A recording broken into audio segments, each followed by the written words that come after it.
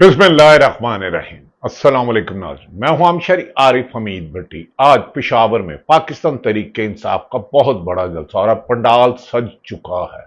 लोग जोक दरजोर पूरे मुल्क से वहां पहुंच रहे हैं। दूसरी तरफ हुकूमत बेबस और मजबूर नजर आ रही है। आज आजाद कश्मीर में अवाम सड़कों पर आ गई। हुकूमत हालात कंट्रोल करने में मुकम्मल तौर पर नाकाम हो गई। हालात काबू से बाहर हो गए। अवामी एक्शन कमेटी ने हुकूमत को बेबस कर दिया। ज्वाइंट एक्शन कमेटी से मुज़ाकरात नाकाम। पुलिस को पीछे हटना पड़ा। आजाद कश्मीर में होने वाली ये मूवमेंट हुकूमत की नाकामी और फसादियत की नाकामी की बोलती तस्वीर है। दूसरी तरफ नाजरीन, शहबाज शरीफ और फील्ड मार्शल आर्मी चीफ के दौरा, ख्वाजा आसफ साहब इसहाक डार साहब का दौरा और ख्वाजा आसफ का सहाफी मेहदी हसन को इंटरव्यू की ने ख्वाजा आसफ को नॉक आउट कर दिया। और इसकी मुख्तलिफ तस्वीरें आ रही हैं। एक ऐसी खातून को स्पीच राइटर रखा गया जो कहती थी कि मेरा नेतन्याहू से मिलना, जो मुसलमानों के कत्लो गारत में शामिल है, ख्वाहिश है। उसने वो मुतनाज़ा बेशुमार तस्वीरें आप अपनी स्क्रीन पे देख रही हैं। ख्वाजा आसफ साहब क्या कहते थे, मैं इस खातून को नहीं जानता। ख्वाजा आसफ साहब के साथ भी उनकी तस्वीरें आ गई, वजीर आजम पाकिस्तान के साथ भी आ गई, इसहाक डार साहब के भी साथ आ गई, नवाज शरीफ साहब के भी आ गई। ये वही मज़कूरा खातून है जो कहती हैं कि मेरे पास वजीर आजम की सीक्रेट फाइलें थी लंदन रिहाइश के दौरान। क्या पाकिस्तान की सीक्रेट फाइलें किसी ऐसे के शख्स या खातून के पास जाना जो इसराइल के लिए मंजूर करने की लॉबी कर रहा हो? क्या वो वजीर आजम पाकिस्तान का स्पीच राइटर होना चाहिए? उन्होंने खुद दावा किया है कि वो अप्रैल में एक बकायदा सरकारी एग्रीमेंट के तहत हुई थी। नाज़रीन, इस पर मीडिया में शोर हुआ है। अगर कोई ये समझता है कि इसराइल को तस्लीम कर लिया जाएगा तो पाकिस्तानी अवाम इसमें बहुत बड़ी रुकावट है, वो ऐसा नहीं हो सकता। दूसरी तरफ नाजरीन, अब आ जाते हैं कि आजाद कश्मीर में हुकूमत के हालात कंट्रोल से बाहर हो चुके हैं। 29 सितंबर की कॉल थी, लेकिन हुकूमत पाकिस्तान ने रेंजर तैनात कर दी। इस मौके पर दो वज़रा को भेजा गया। डॉक्टर तारिक फजल चौधरी जो फार्म 47 वाले हैं, इस्लामाबाद से इलेक्शन हार गए थे, और एक अमीर मकाम जो अपने ही सूबे से खैबर पख्तूनख्वा से इलेक्शन हार गए थे, उन्होंने टीवी पर झूठा ऐलान कर दिया। नेशनल मीडिया की क्रेडिबिलिटी अब लगाए ना पीका एक्ट इन पर कि मुज़ाकरात काम हो याब हो गए। तो जिस पर आज एक्शन कमेटी ने कहा है कि ये मुज़ाकरात कामयाब नहीं हुए, हम ऐसे मुज़ाकरात को नहीं मानते। आज़ाद कश्मीर को उसके बुनियादी हकूक दिए जाएं। मीर मकाम और डॉक्टर फजल चौधरी ने झूठा प्रोपेगेंडा किया एक्शन कमेटी को रोकने के लिए। जब पुलिस आई तो उसमें तमाम सियासी जमातें, हुकूमत के लगड़ बगड़ चमचे करचे मुंतखब प्राइम मिनिस्टर सब नाकाम हो गए। अवाम का एक ऐसा जमे गफीर है कि जिसे अगर ताकत से रोकने की गई तो नाकाबिल तलाफी नुकसान होगा। पहले भी ये ज्वाइंट एक्शन कमेटी पर आजाद कश्मीर ने बिजली और आटे की कीमतें कम करवाई थी। अब उन्होंने कहा हम बुनियादी हकूक मांग रहे हैं, चार्टर्ड ऑफ डिमांड में उनकी बुनियादी हकूक दी जाए। मुकदमात जो झूठे दर्ज किए गए हैं, पंजाब की अवाम तो बाहर निकलती नहीं, इसका खात्मा किया जाए। करप्शन और सिफारशी कल्चर का खात्मा किया जाए। और सबसे बड़ा उन्होंने कहा 12 महाजरीन जो आजाद कश्मीर में इलेक्शन नहीं होते, आजाद कश्मीर के लोग उन्हें मुंतहिब नहीं करते, पाकिस्तान के ताकतवर हल्के उन्हें मुंतहिब करके जाके अपना मनपसंद वजीर आज़म बनाते हैं। 12 महाजरीन सीटों का कोटा खत्म किया जाए। अशराफिया को जो अरबों रुपए की मराद दी जा रही है वो खत्म करके आजाद कश्मीर की सड़कें और उसकी तामीर और स्कूल और हेल्थ पे लगाए जाए। करप्शन का खात्मा किया जाए। नाज़रीन, कश्मीर एक्शन कमेटी ने हुकूमत को घुटने टेकने पर मजबूर कर दिया है। आज पुलिस को अगर आप देखें तो पुलिस पीछे हट रही है और 29 को उनकी बराबर हड़ताल है। हुकूमत एक बहुत बड़ी गलती करी है। हर जगह से ताकत से जमहूरी हक को कुचलने की कोशिश मुल्क में इतनी घुटन और लावा पक रहा है जो किसी वक्त भी फटेगा और हुक्मरानों को जूते छोड़कर मुल्क से बाहर भागना होगा। कश्मीर एक्शन कमेटी आजाद कश्मीर अपना हक मांग रहा है। पंजाब पर तो झूठे मुकदमत कर लिए। नाज़रीन, दूसरी तरफ آج عمران خان بانی پی ٹی عمران خان نے جیل سے پیغام دیا تھا کہ پشاور جلسے میں پہنچے وہاں عمل اعلان کروں گا.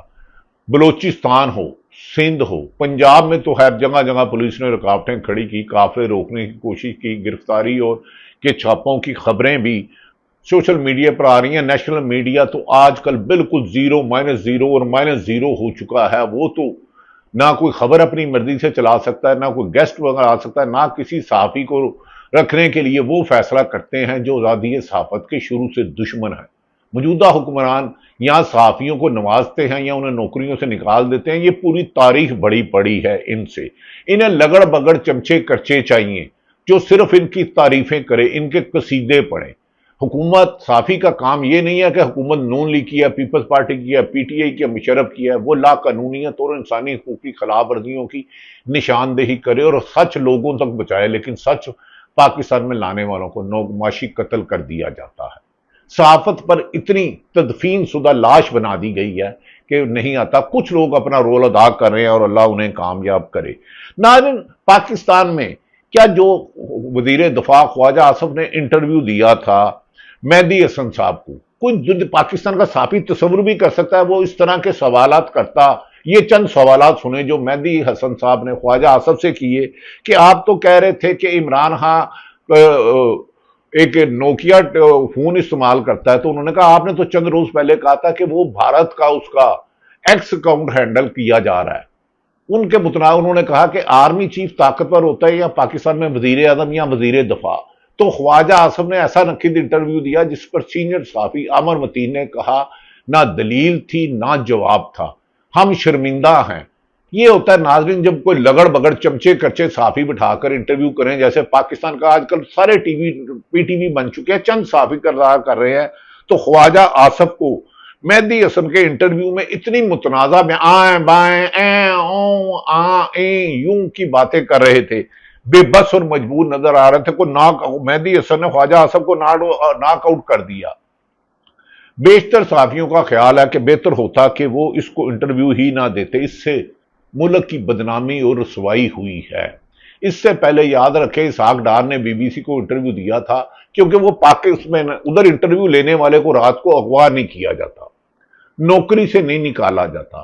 اس کے مختلف ٹی ویوں کو فون کر کے یہ نہیں کہا جاتا اینالسٹ اس کو نہیں لینا. اب حکومت اپنے چمچے کچے مراسی چند کو صرف نوازتی ہے. کوئی ایسا انڈیپینڈنٹ نہیں ہے. یقیناً جو کر رہے ہیں اچھا ہے. پاکستان میں جس طرح عدلیہ کو بے تقیر کیا گیا اس سے زیادہ صحافت کو بے تقیر کیا گیا ہے.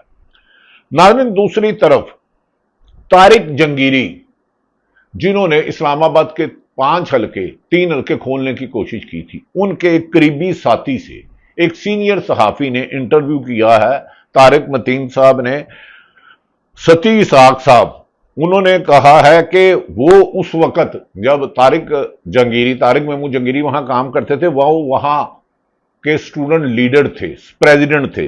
طارق جنگیری یونیورسٹی میں اسٹوڈنٹ بھی تھے اور انہوں نے امتحان بھی دیا تھا، لا کالج کے اسٹوڈنٹ تھے. یہ بات سنڈیکیٹ کا فیصلہ جھوٹا، بے بنیاد اور ایسا لگتا ہے کہ باہر طاقتور حلقوں نے فیصلہ کرایا ہے. اس کے بعد طارق جنگیری کا کیس تو بیل آؤٹ ہو گیا. اب سپریم کورٹ کو انہیں اور سرفراز ڈوگر کے خلاف کارروائی کرنے کے علاوہ کوئی حال باقی نہیں بچا.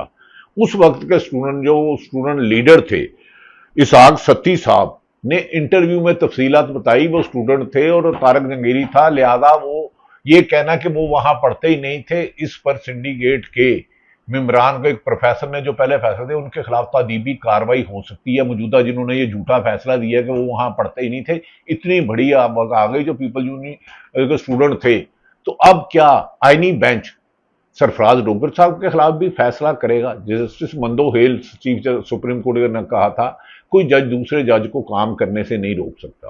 تو سرفراز ڈوگر جو 15ویں نمبر پہ تھے، جنہیں لاہور سے لے جایا گیا اور انہیں دیا گیا، اس کی تو آج انہوں نے ان کو کام سے روکا. وہ ایک بظاہر آئینی ماہرین کے مطابق غیر قانونی عمل تھا. صرف ہائی کورٹ کے جج صاحبان سپریم جوڈیشل کونسل کرتی ہے، لیکن آئینی عدالتوں کے ہوتے ہوئے 26ویں ترمیم کے ہوتے ہوئے جب جج صاحبان اپنے آئینی فیصلوں کی شناخت کی بجائے، لوگوں کو انصاف فراہم کرنے کی بجائے صرف ووٹوں سے آئے کہ میرا اٹارنی جنرل ہے، میرا لا منسٹر ہے، میرے جج اتنے ہیں، اور ووٹ دے کر لایا جائے اور جج کی قابلیت نہ دیکھی جائے اور جج لکھے ہوئے فیصلے پڑھے۔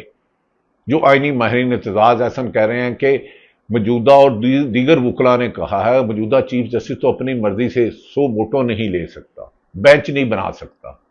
تو یہی افریدی صاحب، ہم آپ ملک کے چیف جسٹس ہیں، آپ سے امید ہے۔ اب تو لہذا رہ گیا۔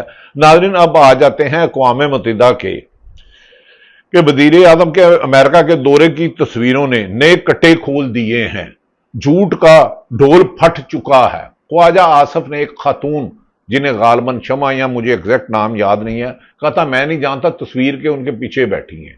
انہوں نے اپنے ایکس اکاؤنٹ سے اسرائیلی لابی سے بات کرتے ہوئے کی تھی ان کی خواہش تھی نتن یاہو سے ان سے ملاقات ہو۔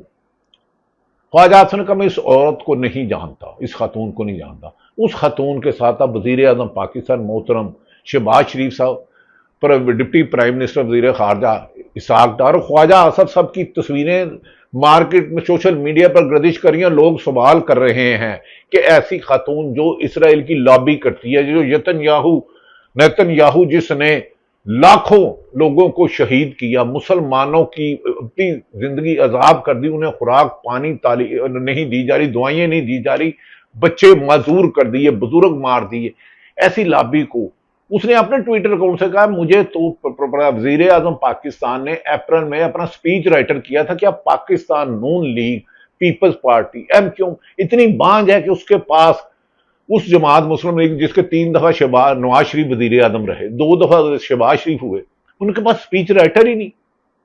انہیں اسرائیلی لابی کے لیے کام کرنے والوں کو لینا ہو، یہ تصویروں کا جواب دے دے۔ ایک طرف تو آپ کہہ رہے تھے کہ کشمیر ہماری، ہم نے بچپن سے سنایا تھا شارغ ہے، فلسطین کے لیے، غزہ کے لیے ہمارے لیے درد ہے، لیکن اسرائیلی لابی کے لیے کام کرنے والے یہ ملک میں کیا ہو رہا ہے؟ ناظرین، بہرحال آج عمران خان کے شہداء کی تصویریں پشاور اسٹیڈیم میں جہاں جلسہ ہو رہا ہے پی ٹی آئی کا، وہاں لگا دیا۔ عمران خان کا خصوصی پیغام دیا جائے گا۔ عمران خان کی تینوں بہنیں بھی جلسہ گاہ میں عام کارکنوں کی طرح نیچے بیٹھ کر جلسہ دیکھیں گی، جبکہ عمران خان کا خصوصی پیغام نشر کیا جائے گا جس میں موجودہ حکومت کے ہاتھ میں اور امکان ہے کہ یہ بھی بتایا جائے کون کون عمران خان کو آفر کرتا رہا تھا۔ میں بینگ اے جرنلسٹ 5 ذرائع سے چیک کر چکا ہوں، 5 سے زیادہ عمران خان کو ملک سے جانے کی آفر ہوئی، پر انہوں نے غلامی قبول نہیں کی۔ ناظرین، اب دیکھنا یہ ہے کہ آج کے جلسے میں بریسٹر گوہر جو چیئرمین ہیں، عمران خان کا پیغام منوان پہنچاتے ہیں یا اس میں گڑبڑ کرتے ہیں، علی امین گنڈا پور جو وکٹ کی دونوں طرف کھیلتے ہیں، لیکن جنید اکبر خان جو پی ٹی آئی کے پی خیبر پختونخوا کے صدر ہیں، ان کی تقریر اہم ہوگی۔ انہوں نے پچھلے دنوں میں ہونے والی اداروں کی بداخت خبری خدشات کا اظہار کیا تھا۔ انہوں نے کہا تھا اس سے پہلے کہ عوام پھٹ جائے، عوام کو دبانا ختم کر دو، آپریشن ختم کیا جائے، افغانستان ہمارا ہمسایہ ملک ہے۔ اسد قیصر نے کہا کہ جو وزراء یہ بیان دیتے ہیں کہ افغانستان ہمارا دشمن ہے انہیں شرم کرنی چاہیے، ہمارے کئی خاندان ادھر ادھر بستے ہیں، ہمارا برادر اسلامی ملک ہے، امن کا راستہ ایسے ہی نکلے گا۔ جبکہ امریکہ ڈونلڈ ٹرمپ بنگرام ایئر بیس ان سے مانگ رہا ہے اور افغانستان نے کہا اس کا تصور بھی نہ کرے۔ حکومت کے حالات موجودہ پاکستان کی سیاسی آزاد کشمیر ہو یا حالات کنٹرول سے باہر ہیں، صرف گولی سے، طاقت سے، مقدمات سے، جعلی سزاؤں سے یاسمین راشد، عمر چیمہ، محمود رشید، عائشہ بٹا، خدیجہ شاہ اور ہزاروں لوگوں کو گرفتار کر کے اور لاکھوں لوگوں کے گھروں میں چھاپے مار کر پولیس جس کامیابی کو کہتی ہے، ان کی تباہی کی آغاز لگتا ہے بادی النظر میں حکمرانوں کو جانا ہوگا۔ بہتر ہوتا ہے کہ پاکستان میں آئین اور قانون کی حکمرانی ہو۔ ساری وجہ ہے کہ کاش 8 فروری 2024 کا منڈیٹ چوری نہ کیا جاتا، آج عوام کی منتخب نمائندہ حکومت ہوتی اور ملک امن کی طرف۔ اس وقت گروتھ ریٹ 6 سے زیادہ تھا عمران خان کے وزیر اعظم ہوتے ہوئے، اب تقریباً 2 بھی نہیں رہا۔ اس تباہی کا ذمہ دار کون ہے؟ سوال آپ حکمرانوں سے کریں۔ اللہ تعالیٰ پاکستان کا حامی اور ناصر ہو۔ پاکستان زندہ باد۔